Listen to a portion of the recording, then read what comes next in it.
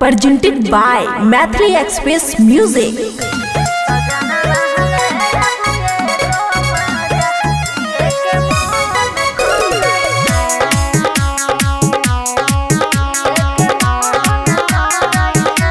खुशी recording studio बलुआहा।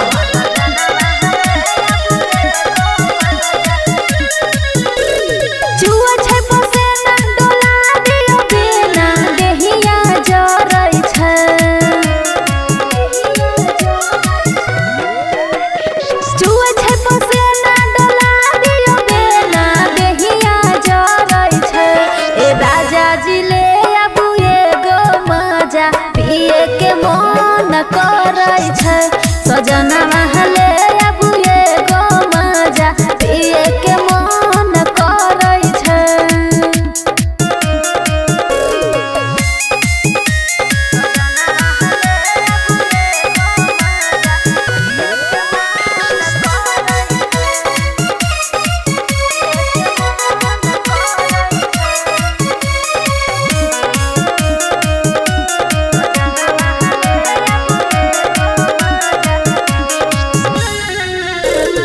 उठी बैठी है जे मन में बेचैनी बेरी बेरी सैया हम कल्पन हैनी।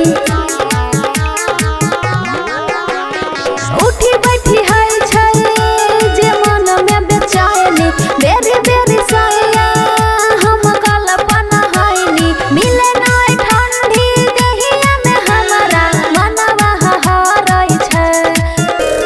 मिले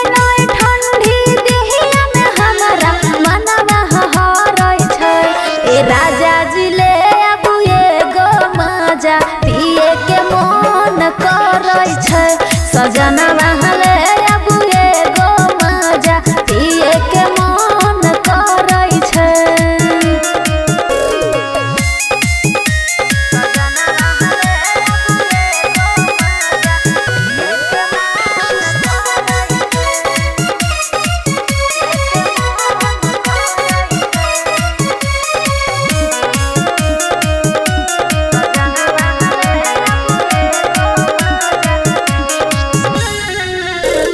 ससुर के सुख नहीं सैया तोहरा से पाएनी जब कुछ कहै छी बनाबै छी खैनी।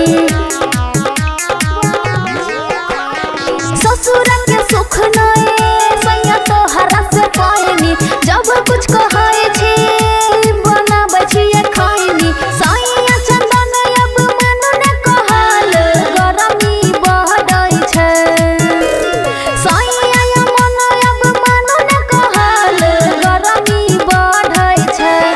राजा जी ले अबू एगो मजा पिए के मन करै छै। सजना महले अबू एगो मजा पिए के मन करै छै। खुशी रिकॉर्डिंग स्टूडियो बलुआहा।